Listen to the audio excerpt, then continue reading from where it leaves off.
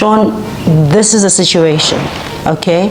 That all that happened, will, the uncles, the sons, the cousins, and the cousins' cousins are refusing that will. They're saying that person was not in their right mind, we're not moving out. There's an offer that was put in place, a person that's on the will signed the offer, but the people that were living in the property don't want to move out, because that's what usually happens in the township. The person that's actually on the will has moved on to, living la vida loca. And the rest who've stayed behind, they don't want to move out of there. What happens? What can attorneys do? Well, not much, to be honest with you. I think the tricky part about that is it's a very common occurrence, number one. But we are actually bound by, there's a couple of legal provisions that actually come to mind. Number one is section 14 of the Deeds Registries Act, I think, which says that the property transfers have to go in the order that they happen. So say I own a property, I die, I leave it to my children, intestate or otherwise, and then my children inherit. It doesn't actually transfer, but they also die and they leave it to someone else. You've got to transfer to all of those different estates and people along the chain. You can't now decide, okay, well, we need to go from person A to Z. Z is your buyer. There's all this stuff in the middle. It's very complicated, very expensive, because the work we do is a fee for it.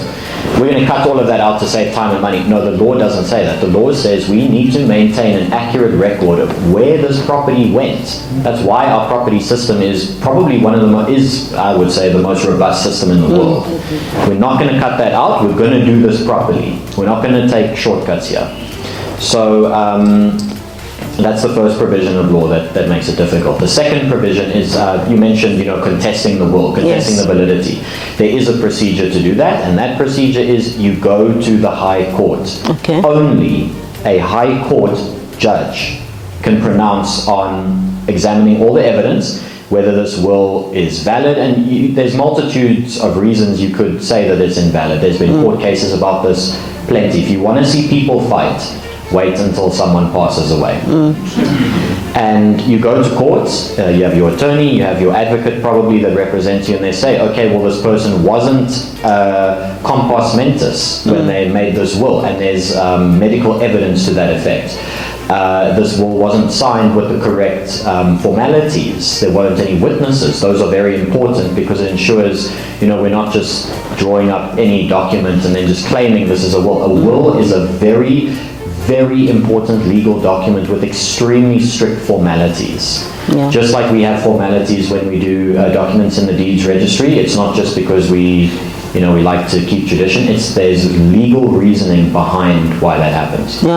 I heard you talking about due diligence before even the legal part of transfer and stuff. And that's why most of them get away with it. I've actually seen it where the conveyancer paid out, the proceeds, and I think the seller said, and it was my seller, and an old lady, I like taking care of old people, and she's like, but you're not honest, you had too much commission or something like that. But when I sat down with her and I said, look, we wrote here, this is how much you're getting because you need to get a house here, and you need to do this, you need to do that, because sometimes, as a practitioner, you make sure that the client at least gets another property before your commission, because there's many ways where you can make more, and then we actually went back to the conveyancer, and the conveyancer, when we went there with the clients, and almost in townships there's the community, there was a whole meeting, and then it's like, oh no, when we did the calculation, now I remember there's still 80,000 in the trust account.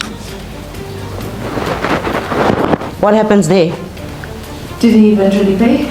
Well, he did, because he said there's still 80,000 in the trust account. I was waiting to see if, I don't know what the hell excuse he had, but all I wanted was for that old lady to get her money, and he paid because the community came in, sat down, calculated. I don't think he thought they would count for the proceeds because they took bridging to pay council, SARS and all of that. I think to answer you, Lelo, and to again highlight what he said, we spend a lot of money on the right systems.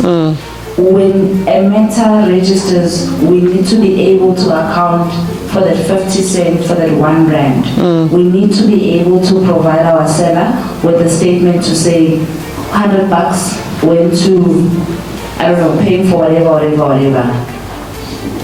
Now, that lawyer, I don't even think it's a conveyancer. What were they doing? Manual calculations. I don't know. Just fraud. It's fraud. But with reputable conveyancers, we do communicate, we are transparent.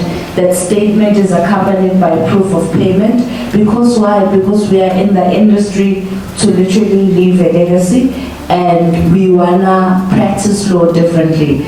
Before you appoint any conveyancer, do exactly what they asked you to do. Verify that they do have a fidelity fund certificate, and then secondly, you do know where to find them. Because some of them still do, maybe for this year, but we don't know if next year they'll still have a new one. Yes. Well, thank you very much. The team is telling me we are out of time. It was a very interesting conversation. Can we have just one question so we can wrap it up?